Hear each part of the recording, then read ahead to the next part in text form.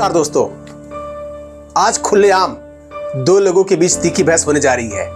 एक है बीजेपी युवा मोर्चा के उपाध्यक्ष श्री विशाल पांडे जी, दूसरे हैं पसमानदा मुस्लिम समाज के राष्ट्रीय महासचिव कमरुद्दीन अंसारी जी।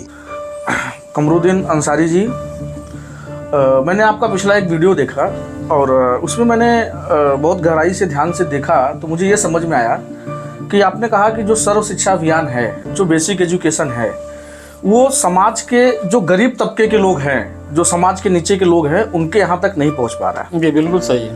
तो आपके हिसाब से सही है। तो मेरा उस पर यह कहना है कि जो गरीब तबके के लोग हैं, मैं मुंबई में भी रहता हूँ और गांव में भी रहता हूँ, तो मेरा रिलेशन गांव के गरीब तबके से लेकर शहर के अच्छे लोगों से भी है। तो मैं ये चीज़ ऑब्जर्व किया जाके, मैंने वो चीज़ समझा कि एजुकेशन जो है गरीब तबके तक पहुंचा नहीं है, ऐसा आप बोलते, मैं बोलता हूं कि हर जगह पहुंचा हुआ है। और उसको डैमेज करने का सबसे बड़ा कारण जो है ना, समाज के हमारे आपके जैसे लोग हैं। क्योंकि मैं खुद, मेरे दादाजी प्रिंसिपल थे, गवर्नमेंट टीचर थे, प्रिंसिपल थे, तो मैं खुद प्राइमरी और मिडिल स्कूल में पढ़ा हुआ स्टूडेंट हूँ। और उस टाइम मुझे ऐसा लगता था कि प्राइवेट स्कूल में बहुत कम, मतलब 2-5% बच्चे जाते थे। तो उसका सबसे बड़ा कारण क्या था पता है? कि जो एजुकेटेड लोग थे हमारे समाज में, हमारे दादाजी, पिताजी, ऐसे लोग भी गवर्नमेंट स्कूलों में पढ़ते थे और उनको इंटरेस्ट था पढ़ाने का। तो जिस हिसाब से हमने पढ़ाई की, वहाँ हमने जाना शुरू किया, गरीब तबके के लोग, छोटे बड़े लोग सब एक साथ में बैठ के पढ़ाई करते थे, जबकि उस समय इतनी सुविधाएं नहीं थी। आज तो आप गवर्नमेंट स्कूल में जाइए तो वहाँ मिड डे मील है, फ्री में बुक्स है, सारी सुविधाएं हैं। अब तो टेबल और मेज की भी व्यवस्था हो गई है। उस टाइम तो टेबल मेज भी नहीं था, लोग ज़मीन पे बैठ के पढ़ाई करते थे। तो उसका सबसे बड़ा जो कारण है ना, वो सवर्ण समाज है। क्योंकि क्या होता है कि जो एजुकेटेड लोग हैं, हमारे देश की सबसे बड़ी समस्या ये है कि जो लोअर क्लास के लोग हैं, वो हमेशा अपर क्लास के लोगों को पीछा करते हैं। आप समझिए, बिल्कुल बिल्कुल। कोई अपर क्लास का है तो लोअर क्लास का व्यक्ति क्या सोचता है कि अरे इसका बच्चा एक प्राइवेट स्कूल में पढ़ता है, बहुत अच्छी स्कूल है, उसका एजुकेशन अच्छा हो रहा है, हमारा बच्चा पीछे जा रहा है, हम भी उसी में जाएं, हम 2 रोटी कम खाएंगे लेकिन बच्चों को अच्छी शिक्षा देंगे। बिल्कुल। यही सोच के क्या होता है कि भाई जिसके पास पैसा है, जो प्राइवेट में पढ़ा रहा है, उसी को सोच के जो गरीब तबके के लोग हैं, जो छोटे समाज के लोग हैं, वो हमेशा बड़े समाज के लोगों की पीछा करते हैं, जिसके वजह से वो लोग भी प्राइवेट की तरफ मूव कर रहे हैं। ऐसा नहीं है कि गवर्नमेंट स्कूल में एजुकेशन नहीं है। आप मुझे ये बताइए कि गवर्नमेंट स्कूल में जो टीचर हैं, क्या उनका हाथ प्राइवेट स्कूल का टीचर पकड़ सकता है? नहीं पकड़ सकता। जो आदमी लाखों के कंपटीशन में बैठ के एंट्रेंस क्वालिफाई करके आया, जिसने अपने आप को प्रूव किया है, एंट्रेंस क्वालिफाई करके ट्रेनिंग देके उसने प्रूव किया है कि भाई मैं एजुकेटेड आदमी हूँ, प्राइवेट वाले की क्या गारंटी उसने कौन सा एग्जाम दिया है? हाँ, इस पर एक बात मैं आपको बताऊंगा। अभी आपने जो कहा कि जो सरकारी स्कूल के जो टीचर हैं, उनके हाथ प्राइवेट स्कूल नहीं पकड़ सकते। अभी आपने एक न्यूज़ देखा होगा, करीब 70-72 हजार ऐसे लोग हैं, शिक्षक हैं, जो फर्जी डिग्री लेके आए, सरकारी नौकरी में बात कर रहा हूँ मैं, बिहार के, उसके ऊपर हम क्या करेंगे?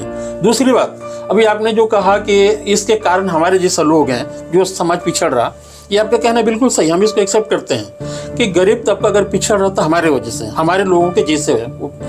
कारण ये है कि हम जानते हैं, हम सब कुछ देखते हैं, लेकिन हम उनको आगे नहीं बढ़ाते हैं, हम उन तक नहीं पहुंच पा रहे हैं, हम उनको समझाते नहीं। अब आपके देखिए, हिंदू समाज के कुछ अलग और हमारे मुस्लिम समाज के सिस्टम कुछ अलग है। हमारे यहाँ सबसे पहले होता है कि जब बच्चा पैदा हुआ तो उसको मदरसे में पढ़ाओ, ठीक है। अब मैं अपनी बता रहा हूँ, अपनी फैमिली के बैकग्राउंड बता रहा हूँ। हमारा एक भतीजा इंजीनियर है, एक भतीजा MBBS डॉक्टर है, बेटियाँ सारी ग्रेजुएट हैं, हमारी 5 भाइयों में बेटे सारे ग्रेजुएट हैं, इंजीनियर हैं, डॉक्टर हैं। लेकिन अगर मदरसे से पढ़ते शुरू से, तो कोई डॉक्टर नहीं पहुंच पाता, कोई इंजीनियर नहीं बन पाता।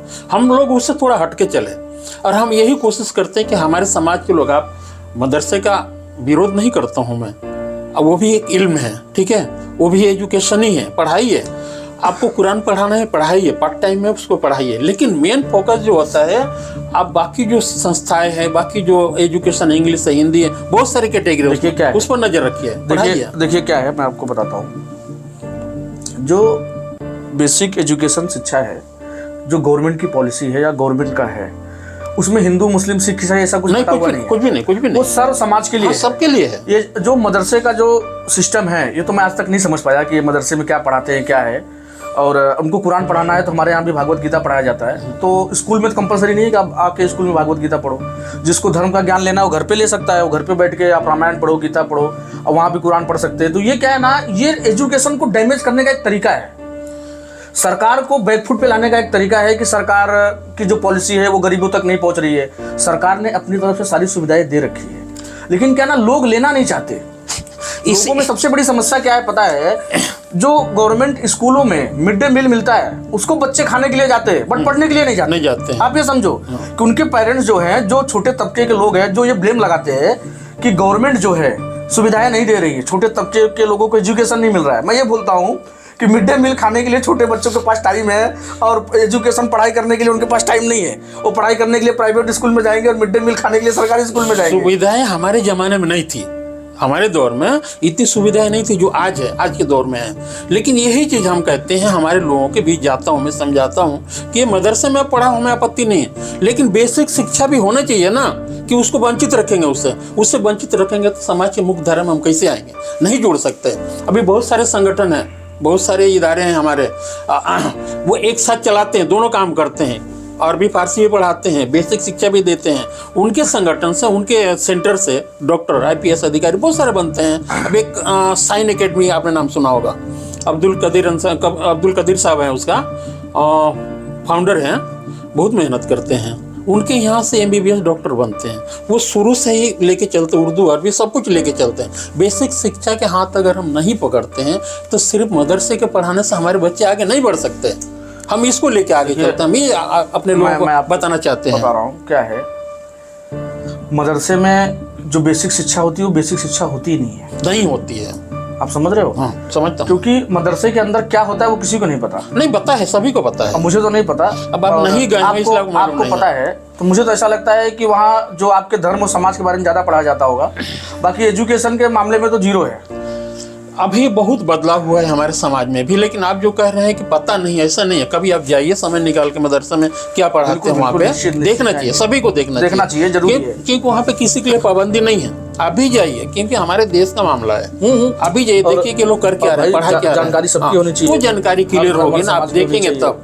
घर बैठे लोग सवाल उछालते हैं कि ये नहीं होता, वो। और दूसरी चीजें ये धरातल पे देखिए आप। दूसरी चीजें ये है कि हमारे यहाँ जो गवर्नमेंट स्कूलें हैं वहाँ से बहुत सारे MBBS, बहुत सारे IAS, बहुत सारे IPS वही ज़मीन पे पढ़ के निकले हैं और सब गवर्नमेंट स्कूल से निकले हैं।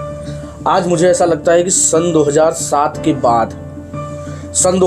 के बाद प्राइवेट स्कूलों का चलन जो है वो बढ़ा है। जी बिल्कुल सही बात है। उसके पहले जो देश में जितने ऑफिसर्स हैं, जितने सारे सरकारी स्कूल से पढ़े, सब सरकारी स्कूल से पढ़े हुए हैं। बिल्कुल। उस समय ना ऑनलाइन व्यवस्था थी, ना कुछ भी नहीं था, टाइम टू टाइम था, तो लोग सरकारी स्कूल से ही पढ़ना। तो उसमें क्या है ना, मेरा कहने का जो मकसद है, मेरा मकसद यही है कि हमारे आपके जैसे जो लोग हैं समाज में, हमको पहले अपने परिवार के जो बच्चे हैं ना उनको सरकारी में भेजना पड़ेगा।